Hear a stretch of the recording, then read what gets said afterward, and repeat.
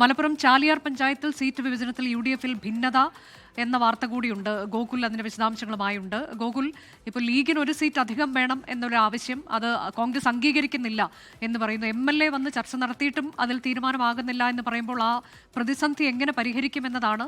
വിശദാംശങ്ങൾ എങ്ങനെയാണ്?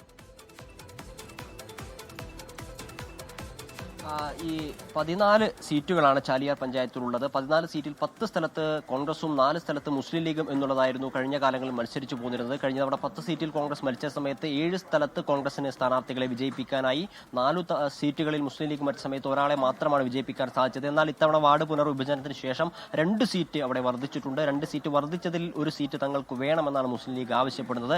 എന്നാൽ വഴങ്ങാൻ കോൺഗ്രസ് തയ്യാറായിട്ടില്ല. കാരണം മലപ്പുറം ജില്ലയെ സംബന്ധിച്ചിടത്തോളം ചാലിയാർ പഞ്ചായത്തിൽ മുസ്ലിം ലീഗിനെക്കാട്ടിൽ കൂടുതൽ സ്വാധീനം കോൺഗ്രസിന് ആ പഞ്ചായത്തിലുണ്ട്.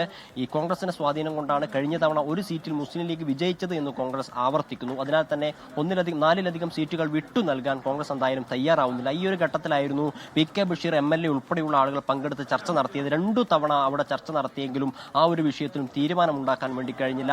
കഴിഞ്ഞ തവണ മുസ്ലിം ലീഗ് ജയിച്ച ഒരു സീറ്റ് പോലും അത് കോൺഗ്രസിന് സ്വാധീനമുള്ള ഒരു സീറ്റായതിനാലാണ്, കോൺഗ്രസിന്റെ വോട്ട് കൊണ്ടാണ് മുസ്ലിം ലീഗ് അവിടെ വിജയിച്ചത് എന്ന് തദ്ദേശമായിട്ടുള്ള കോൺഗ്രസിന്റെ നേതാക്കൾ പറയുന്നു. ആ വിഷയത്തിൽ ഉൾപ്പെടെയുള്ള കാര്യങ്ങൾ ഇപ്പോൾ ജില്ലാ ലീഗ് കമ്മിറ്റി ഓഫീസ് നടക്കുന്ന ചർച്ചയിൽ തീരുമാനമാകുമെന്നാണ് കരുതുന്നത്. വിട്ടു നൽകാൻ തദ്ദേശീയരായിട്ടുള്ള നേതാക്കൾ തയ്യാറാവാത്തൊരു സാഹചര്യത്തിലാണ് ഇത്തരത്തിൽ ജില്ലാ നേതാക്കളും സംസ്ഥാന ഭാരവാഹികളും ഉൾപ്പെടെയുള്ള ആളുകൾ പങ്കെടുത്തുകൊണ്ടുള്ള ഒരു ചർച്ചയിലേക്ക്, ഒരു അനുരഞ്ജന നീക്കത്തിലേക്ക് UDF-ന്റെ നേതൃത്വം കടന്നിട്ടുള്ളത്. അനുജ, ലോകത്തെവിടെയായാലും ഏത് സമയത്തും 24 വാർത്തകളും ഓഗ്മെന്റഡ് റിയാലിറ്റി പാക്കേജുകളും എക്സ്പ്ലെയിനറുകളും വിശദമായി കാണാൻ ഞങ്ങളുടെ YouTube ചാനൽ നിങ്ങൾക്ക് സബ്സ്ക്രൈബ് ചെയ്യാം.